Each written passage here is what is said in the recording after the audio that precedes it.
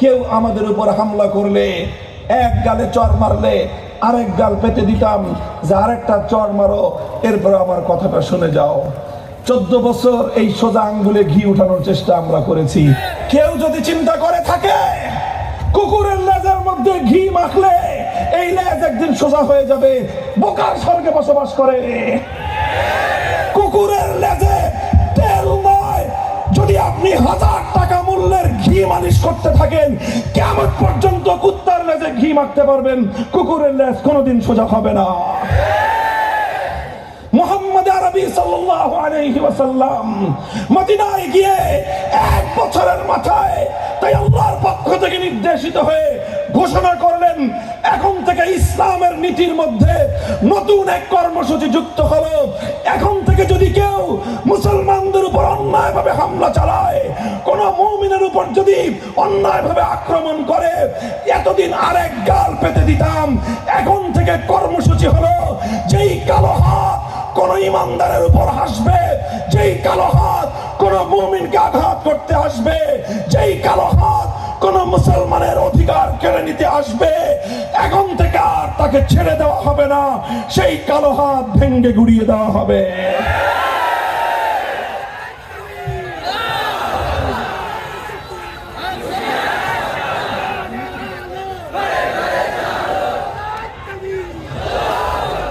নবী আকরাম সাল্লাল্লাহু আলাইহি ওয়াসাল্লাম বদর করলেন, 14 জন সাহাবী শাহাদাত বরণ করলেন। উহুদের রণাঙ্গনে গেলেন, 70 জন সাহাবী শাহাদাত বরণ করলেন।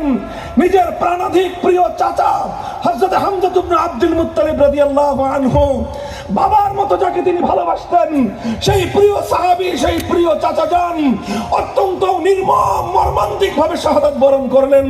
আল্লাহর নবীর সামনে তার চাচার বিদীর্ণ করা হলো।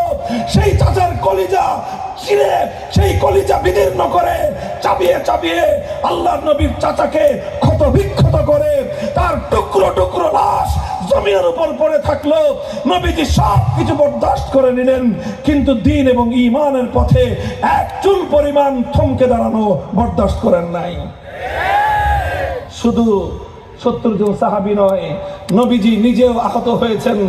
আল্লাহর পয়গম্বর উহুদের ময়দানে মাথা ভেঙেছেন, দান্দান শহীদ হয়েছে, কপালে আঘাত লেগেছে, ঠোঁট রক্তাক্ত হয়েছে, শরীর চেহারা পূর্ণ চেহারাটা রক্তে রঞ্জিত হয়েছে। শরীর থেকে রক্ত ঝরতে ঝরতে ঝরতে ঝরতে আমার নবী দুর্বল হয়ে বেহুশ হয়ে জমিনের মধ্যে পড়ে গিয়েছেন। সাহাবায়ে কেরাম নবীজিকে আর কোথায় খুঁজে পাচ্ছেন না। এই অবস্থায় ইবলিস লানাতুল্লাহি আলাইহি গুজব রটিয়ে দিল, কুতিলা মুহাম্মদ সাল্লাল্লাহু আলাইহি ওয়াসাল্লাম শহীদ হয়ে গিয়েছেন। গোটা সাহাবায়ে কেরামের জামাতের মধ্যে হতাশা ছেয়ে গেল, বিশৃঙ্খলা ছড়িয়ে পড়ল, বিক্ষিপ্ততা তাদের মধ্যে গ্রাস করে নিল। নবীজি আবার যখনই সামান্য একটু হুঁশ ফিরল, ইতিহাস লেখে, হাদিসের কিতাবগুলো লেখে, হযরতে মালিক ইবনে সিনান রাদিয়াল্লাহু আনহু সর্বপ্রথম নবীজিকে দেখলেন। নবীজি তখনও জমিনের মধ্যে শুয়ে আছেন, তখনও মাথা তুলে দাঁড়াবার মতো শরীরের মধ্যে শক্তি নাই, ততটুকু এনার্জি নাই। জমিনে শুয়ে শুয়ে তখনও আমার নবীর অস্ফুট কণ্ঠে তার 2 ঠোঁটের মধ্যখান দিয়ে উচ্চারিত হচ্ছে, ইলাইয়া ইবাদাল্লাহ, ইলাইয়া ইবাদাল্লাহ, ইলাইয়া ইবাদাল্লাহ। হে আমার সাহাবীরা, বিক্ষিপ্ত হয়ে যেও না, বিশৃঙ্খল হয়ে যেও না, ময়দান ছেড়ে চলে যেও না, আসো আমাকে কেন্দ্র করে জড়ো হও, আবার কুফরের উপর হামলা চালাও, বেঈমানদের উপর আক্রমণ করো, আল্লাহ পাক বিজয় আমাদেরকেই দিবেন।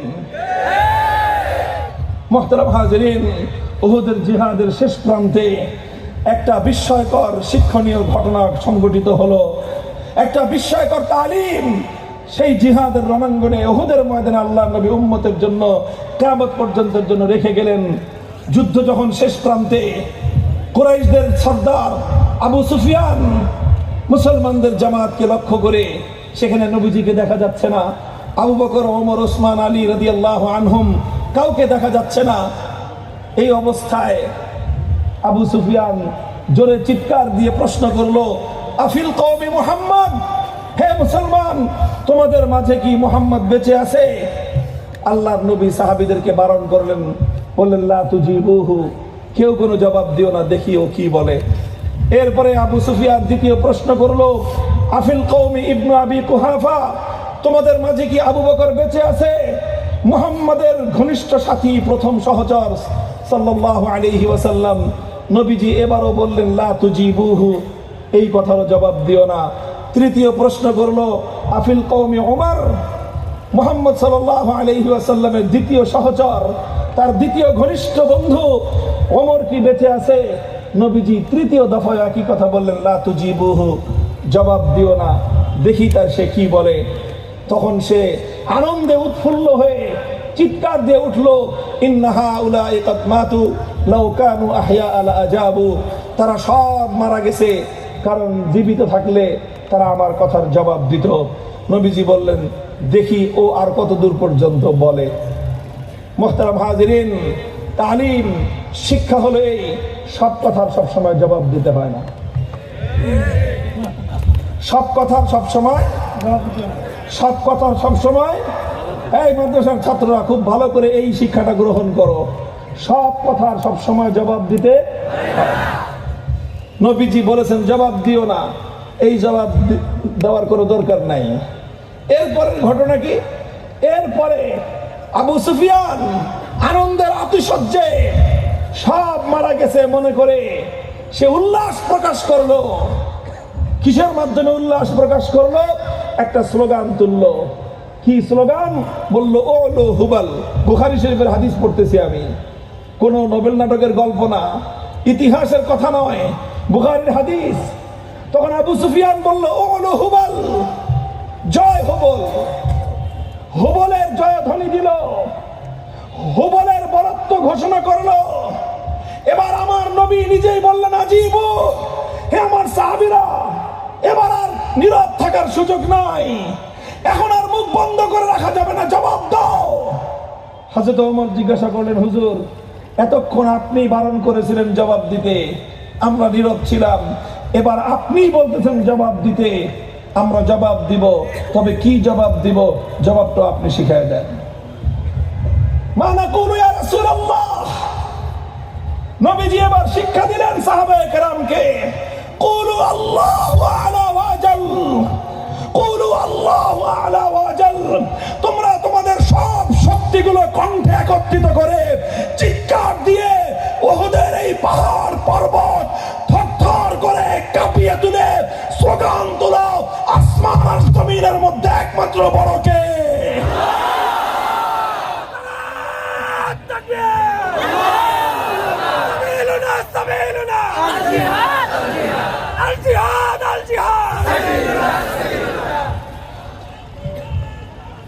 এই তালিম কি?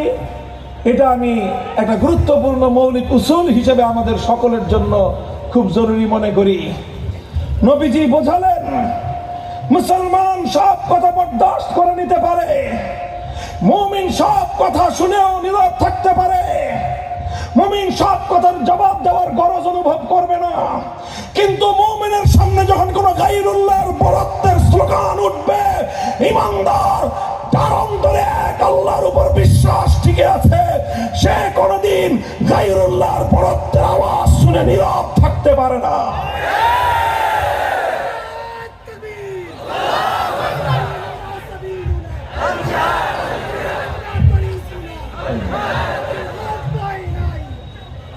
খুব ভালো করে মনে রেখো, উসুল হলো কি? সব কথার জবাব দিতে নাই, কিছু কথার সময় নীরব থাকতে নাই। কি বললাম? সব কথার জবাব দিতে নাই, কিন্তু কিছু কিছু কথা আছে সেই কথার সময় নীরব থাকতে নাই, কিছু কিছু কথার সময় নীরব থাকতে নাই। আমাদের এই কণ্ঠ থেকে আল্লাহর বরত্বের স্লোগান কেউ কেউ কেড়ে নিতে চায়, কেউ রাজনীতির কথা বলে, কেউ রাজনৈতিক স্থিতিশীলতার কথা বলে, অথবা অন্য কোনো কথা বলে। এই বাংলার মুসলমানদের কণ্ঠ থেকে, ঈমানদার এই জাতির কণ্ঠ থেকে যদি নারায়ে তাকবীরের স্লোগান কেউ কেড়ে তুলতে চায়, নারায়ে তাকবীরের স্লোগান যদি বন্ধ করতে চায়, শপথ নিতে হবে আল্লাহর বরত্বের স্লোগান তুলতে প্রয়োজনে যুদ্ধ করব, লড়াই করব, রক্ত দিব, আল্লাহর বরত্বের স্লোগান তুলতেই থাকবো আমরা।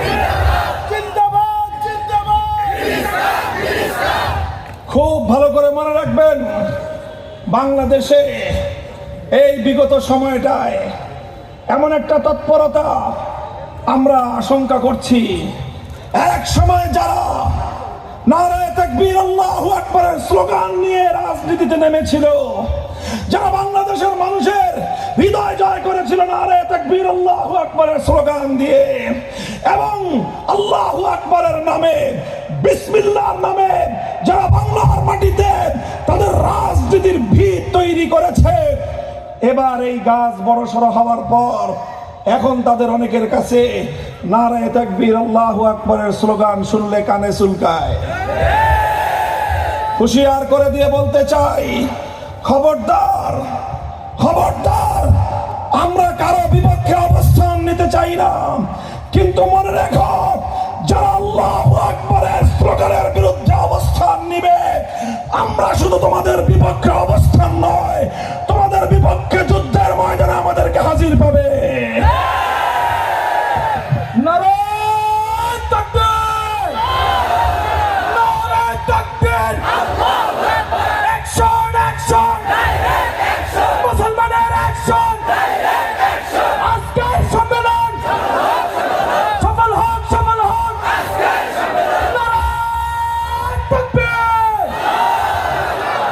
নারায়ে তাকবীর আল্লাহু আকবারের এই স্লোগান শাইখুল হাদিস আল্লামা আজিজুল হক রহমতুল্লাহ আলাইহি, আমার ওয়ালিদ মরহুম, এই জাতির অনেক বড় এক মুহসিন, তার কাছ থেকে জীবনের অন্তিম সময়ে শিক্ষা পেয়েছি, দেখেছি ব্যক্তির স্লোগান দিলে, শাইখুল হাদিস জিন্দাবাদ বললে তার মুখটা মলিন হয়ে যেত, বলতো শাইখুল হাদিস জিন্দাবাদ বলে লাভ কি, তোমরা যতই জিন্দাবাদ বলো শাইখুল হাদিস চিরদিন জিন্দা থাকবে না। আজ আমি তোমাদেরকে বলি, মামুনুল হক জিন্দাবাদ বলে লাভ নাই, তোমরা যতই জিন্দাবাদ বলো, আজ আমি আছি, কাল আমি থাকবো না। ব্যক্তির স্লোগান নয়, ব্যক্তির স্লোগান নয়, মুমিনের স্লোগান হবে আল্লাহকে নিয়ে, ইসলামকে নিয়ে, আল্লাহর জমিনে আল্লাহ দ্বীনের বিজয় প্রতিষ্ঠার স্বপ্ন নিয়ে।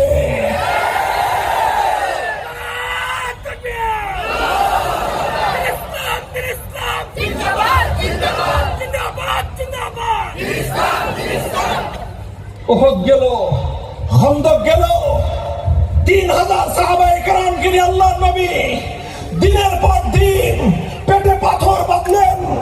ইতিহাস তোমরা পড়ো, আমার নবী উহুদের ময়দানে দান্দার মুবারক শহীদ হওয়ার পর, নিজের মাথা ভেঙে যাওয়ার পর, 70 জন সাহাবী শাহাদাত বরণ করার পর, ঘরে ঘরে সাহাবায়ে কেরাম আহত, নিহত, ক্ষত বিক্ষত হওয়ার পর নবীজি বলেন নাই অনেক হয়েছে, এবার ক্ষান্ত দেই, বলেছেন না, কথা একটাই ছিল, যে পথে আমাদের ভাইয়েরা জীবন দিল সেই পথে হয় আমরা জীবন দিব, না হয় উদ্দেশ্য সাধন করব। সামনে অগ্রসর হলেন, খন্দকের রণাঙ্গনে নবীজি পেটে পাথর বাঁধলেন, খাবার নাই, অভাব, অনটন, আহার নাই, খাদ্যের ব্যবস্থা নাই, সব কিছু হাসি মুখে বরণ করে নিলেন। নবীজি সাহাবায়ে কেরামকে উদ্দীপিত করলেন, আল্লাহুম্মা লা আইশা ইল্লা আইশুল আখিরাহ ফাগফিরিল আনসার ওয়াল মুহাজিরা। হে আল্লাহ, তুমি দেখছো আমরা সব ক্ষুধা, যাতনা, কষ্ট, ক্লেশ সব সহ্য করে নিচ্ছি হাসি মুখে, শুধুমাত্র তোমার দ্বীনকে জিন্দা করার জন্য।